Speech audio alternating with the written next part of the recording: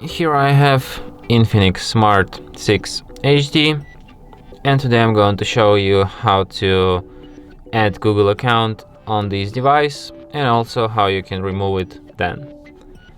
So firstly you have to open settings, then go to the accounts section, tap add account, select Google, of course. Here you have to enter your email or phone number.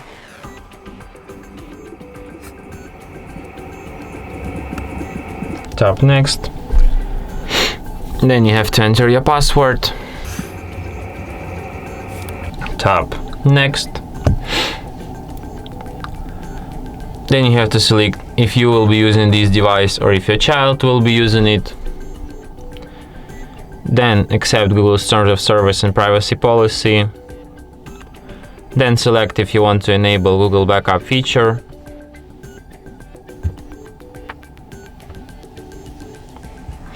And tap accept. Wait, no, I don't want to. Okay, never mind. And Google account is added. So if you want to remove this account, select it here, then tap remove account and confirm it. So yeah, so simple. And that's it. Thanks for watching.